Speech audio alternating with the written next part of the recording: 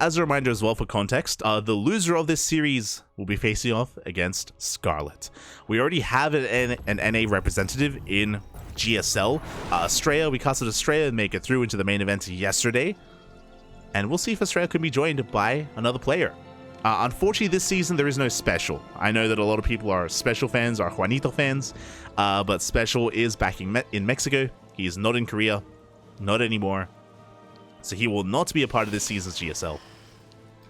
Unfortunately. But here we go. Spawning in the top left-hand corner of Babylon, we have the South Korean Protoss player representing himself. It is sOs. And spawning in the bottom right-hand corner, we have his opponent. We have the South Korean Zerg player representing the Kwangdong Greeks. It is DRG. Wait, sorry. I believe Teamless. It is DRG. Gonna have to fix that. I think I confused DRG with Armani, but yes, DRG is currently Teamless. He was on Team Abydos for quite some time, but Abydos did disband at the end of the previous season of World Team League, unfortunately. So without Abydos, there are a bunch of free agents. You know, players like DRG, players like Cure, players like, I was gonna say Nightmare. Nightmare was picked up. But SOS, yeah, both DRG and SOS, they were teammates.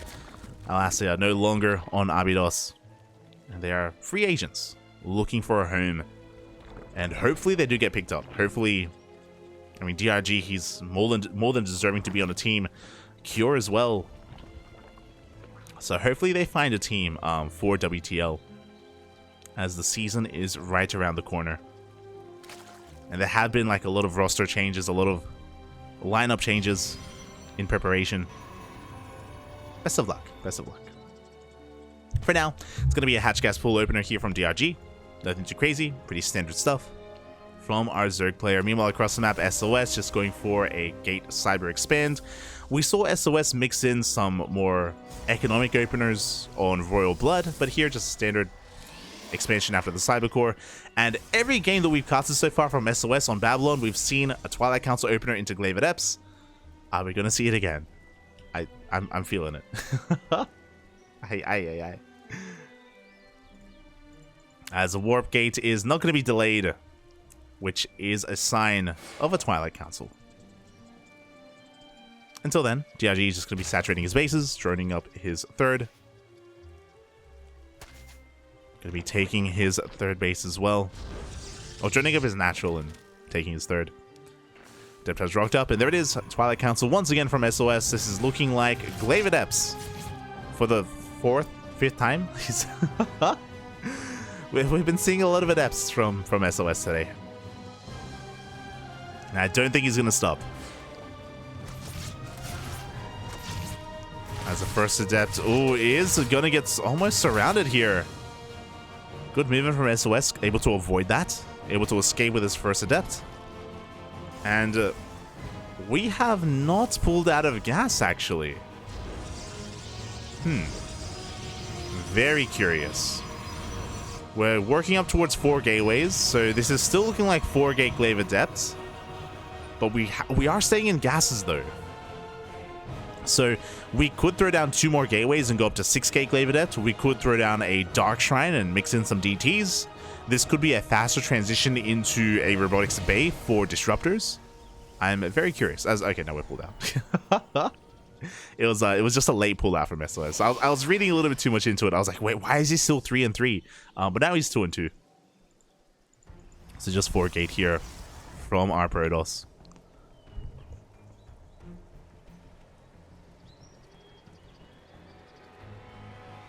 And here we go. The Warp Prism is on the way back at home. DRG is just getting ready. Interesting reaction here from DRG. Very bold move. He is not going for roaches. Okay, DRG, you have my attention. You have my attention. We do have a Baneling Nest in production here from our Zerg player. Ling Bane, you can defend against Glaive Adepts with this. It's just really risky. It's really risky because obviously you're working with slow Banelings and you need to be in position. You need to be able to keep up with the shades of your opponent to deny them. If you don't, then SOS will snowball out of control. And here we go. The Adepts have arrived. DRG is getting ready. He's cutting workers here at 39. 5 Banelings are in production. Queens are pushing on forward. And he is keeping up with those shades. Oh my god, and SOS, he will commit. Does commit to the shade. Lings do get a surround, but the Adepts are trading well. They clean up the majority of those Lings. The Bailings are not going to be able to connect. As we do shade in towards that third base. 2 workers go down. The Prism tries to go into the main, but it is deflected. And it looks like, the Adepts, they trade a little bit more here before they finally get cleaned up. Looking at the units lost tab, he got 6 drones in total, not too bad. The problem is that we lost 10 Adepts to pull this off, and the Prism was forced back. SOS wasn't able to keep the momentum going. He wasn't able to keep the pressure on. And now he's transitioning. He is looking to expand, take that third base. Not ideal here for our Protoss player. And DRG is holding. It was a rough hold. He has a lot of droning to do. He's got a Roach Warren on the way. He's droning as we speak.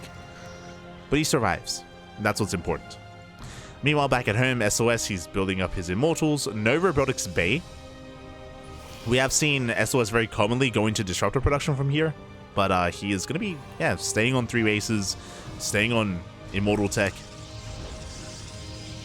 Building up his Gateway count. And this is looking like a Soul Train follow-up, which we did see against Solar. Where he's got some sentries, he's building up Immortals, and we'll have Adepts as well. So a little bit old school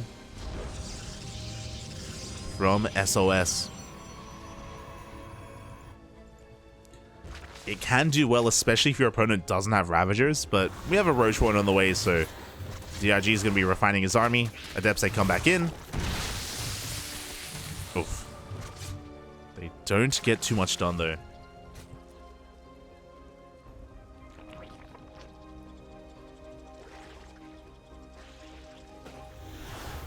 Don't get too much done as SOS is just going to be getting eyes on this 4th base, applying some pressure, but he can't really do too much to it. He can't really deny it. He's back at home. DRG just going to be taking his gases, building himself up, getting on 3 base saturation. Got +1 melee on the way, Roaches as well, Roach speed on the way. And the army has been spotted. Oh, good. SOS wasting some force fields here. Not ideal. He was trying to catch the Lings, but alas, they did slip by.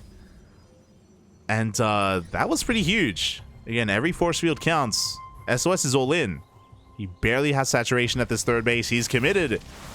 He's pushing forward. Meanwhile, the Lings, they do slip into the natural. Probes are going down. SOS, he was already all in to begin with, but his economy is crippled. Good force fields. He is pushing forward. Now, DRG, he can afford to give up this base. He doesn't want to, though. While some of them do connect. He's trying to get on top of this army, but yeah, he is being forced back. The hatchery taking a lot of hits, and this base will go down. Oh my god. Once again, really good force fields. But we wasted 3 earlier, and we are running out.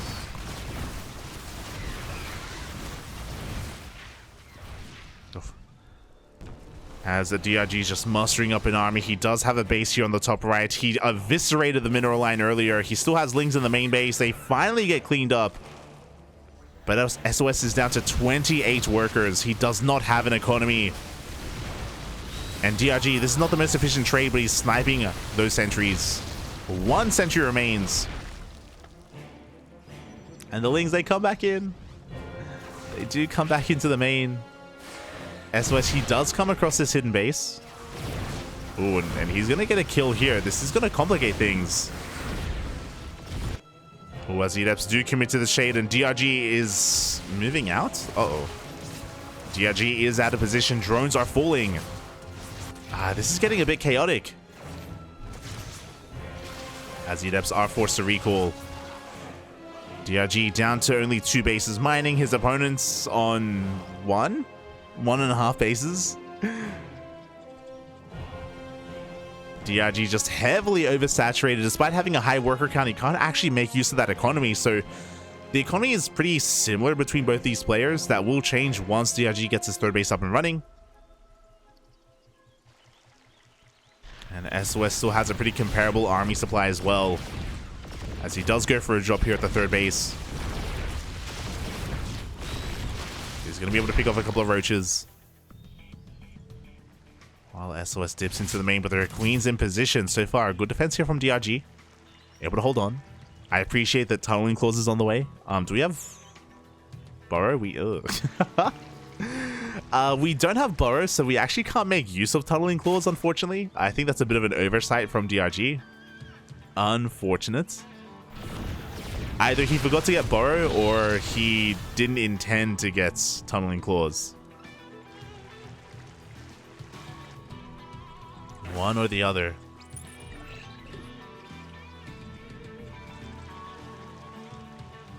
As we do see DRG just amassing his army. He's now getting his third base up and running. Likewise, so is SOS. Again, the economies are pretty similar. The armies are pretty comparable as well. SOS is up to 5 immortals. Oh my god.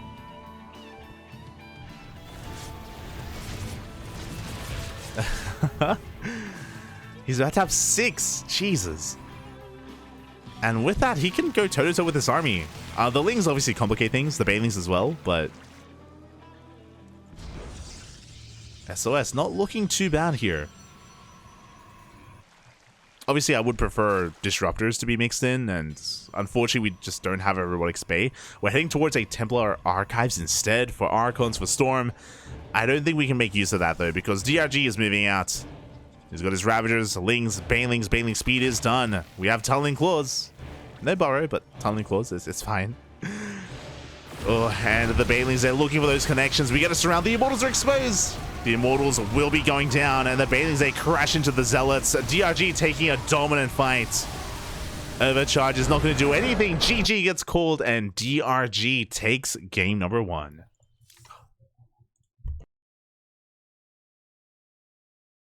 GG, well played. A solid game 1 there from DRG. SOS once again going for Glaive Adepts. It's something that he's been relying on the entire night, with mixed success. It kind of worked a little bit against Sue, but yeah, here against DRG, even considering that DRG had a really risky reaction going for Banelings instead of Roaches, and SOS was able to kill 6 workers, if you remember, but alas, it still was not enough. DRG was able to, able to maintain his economy, able to minimize his losses, get away with the 4th base, and more importantly, what really won DRG the game there, winding it back a little bit, was the Ling counterattack. Remember, in the middle of the big push from SOS, there was a Ling counterattack in the natural, and every single probe went down. SOS just didn't have any warpins available back at home, no reaction, very late reaction, and the entire mineral line went down. That was the moment when DRG had really solidified himself in that game. SOS tried to come back, but was just a little bit too much.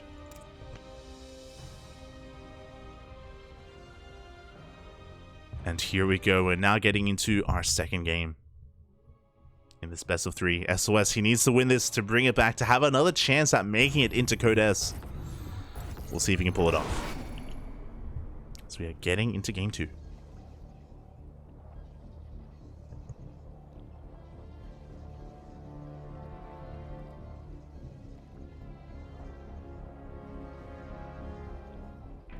And spawning in the bottom right hand corner of Gressfarm, we have the South Korean Protoss player representing himself. He is currently teamless.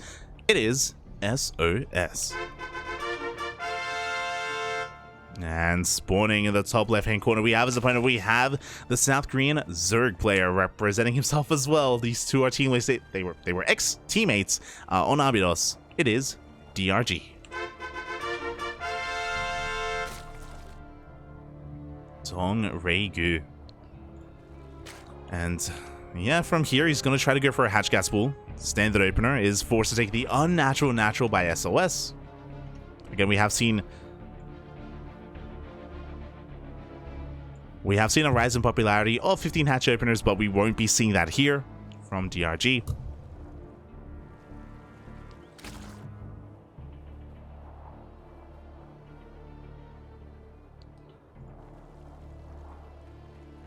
Won't be seeing anything here as we are just getting to a standard opener from our Zerg player. Likewise, SOS also going for something a little bit greedier instead, going for a gate expand, going for a delayed cybercore. So quite greedier here from SOS.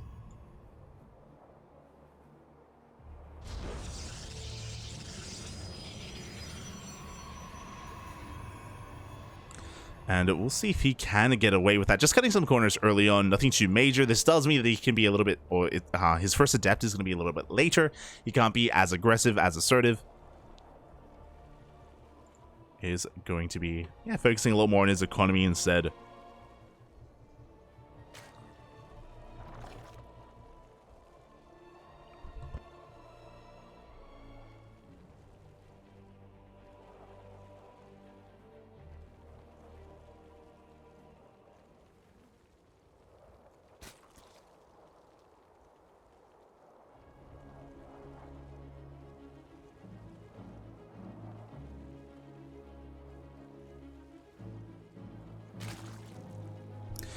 And, oh my god. For one of the first times this entire night, SOS, he's not going for a Twilight Council opener. Interesting, he's going to be going for Stargate instead. Okay. So with this Stargate opener, we have options. And we have seen SOS go for different variations. If you remember against Solar, he did go for a Stargate opener into a third base, into a Twilight Council and Glaive Adepts. So can be quite cheeky with this. Against Su, the game that he took, the game that he won, if you remember, he went Stargate opener into carriers. He went for a carrier rush against Su. Now, both of these things were off of Void Ray. So this Void Ray is designed to hide the follow-up from DRG. Whether it's going to be carriers and Sky Toss or whether it's going to be Glaive Adepts, we'll see. We'll see what SOS decides to whip out against Dongregu.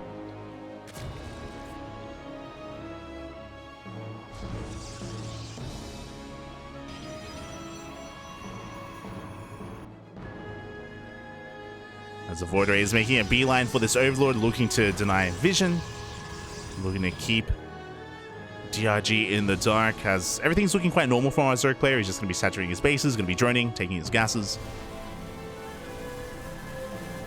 As the Overlord is going to go down, even supply blocking DRG for a moment. Now, what's going to be the follow-up? Gases are being taken. We should be seeing a third base as well, but DRG is patrolling with these Lings. Going to be containing SOS for quite a long time. And there it is.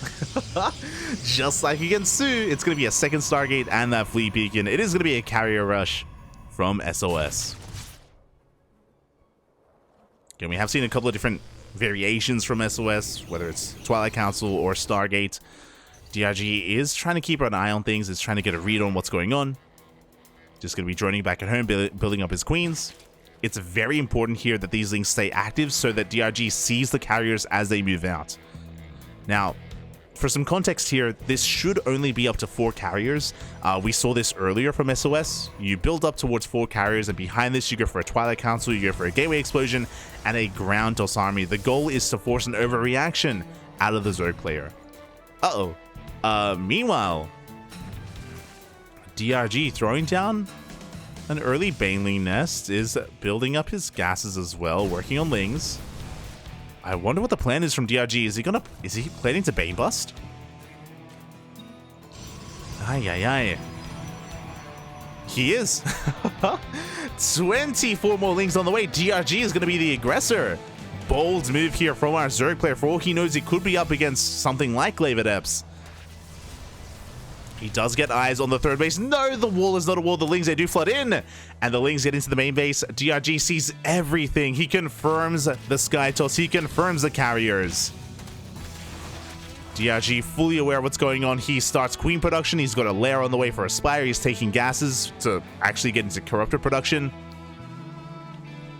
And the question becomes, does he invest in Banelings? He can still Bane Bust, but that does eat into his overall gas bank, and that does mean that he won't be able to make Corruptors. There it is. Banelings are on the way. He does plan on busting this natural. Now, at the same time, there's that transition. So, as I mentioned before, SOS, he has 2 carriers. He's making 2 more, and then he's going for a Ground Toss. He's not committing to Sky Toss. He's not going all the way. But here we go. The first couple of carriers are in production. Oh, they're making their way across the map. There are 9 queens to defend. That is more than enough for 2 carriers. And here we go. The Banelings are rolling on in. The gateways aren't done yet. And DRG, he busts into the natural base. No shield battery, no overcharge. The boys, they're being pulled. Oh, no! They get pulled into the Banelings. They will go down. From here, DRG, he busts into the main base. The carriers have been revealed. They are across the map. But again, we have 9 queens to defend. More in production. These carriers, they can't deal game-ending damage. And what's important is that the gateway explosion has been spotted. DRG, he knows that we don't have any more carriers on the way. He knows not to overcommit. And looking at the units lost tab, he got 35 probes. 35 workers go down. And these carriers, they're alive, but they're just really struggling to find any value. Really struggling to find more damage. The Lings, they come back in, they confirm that, again, there are no more carriers in production. This should have been for Glaive Adepts as a follow-up, but SOS, he's kind of broke. He doesn't really have the money for it. As Aspire is on the way. 1 queen will go down, but we still have 10, 11 queens remaining. The queens are being forced back, though. They do have to respect these carriers still. 2 more are on the way. Carriers are putting in a lot of work. Wings are keeping up with the Shades, and ooh, we do commit to the Shades. The Adepts will get surrounded. They do get cleaned up, and the Queens are getting on top of the carriers. 1 will go down. And so will the second. Oof. Big pickoffs. The Spire is done, and now Corruptors can be produced. GG gets called. And DRG takes a series 2-0, qualifying for GSL Code S. GG, well played. Congratulations! Congratulations to Dongregu for making it into the main event. My condolences to SOS. Oh, he has been having a hard time tonight against these Zerg players. He struggled against Solar, against Su, and here against DRG as well. I appreciate that he has been mixing it up a little bit, and he was trying to pull off his carrier rush, but he got scattered. He got scattered early on. Was unfortunate that the wall was not quite a wall. He wasn't able to, you know, hold on to that natural base and to preserve himself. Was not able to, and with that, DRG, he qualifies. Congratulations. And with that, we have 1 series left. It all comes down to this final best of 3. SOS has 1 more shot, 1 more opportunity. We can't see a lot of SOS story. Uno más, papi, uno más. It is going to be SOS versus Scarlet. Oh, let's go.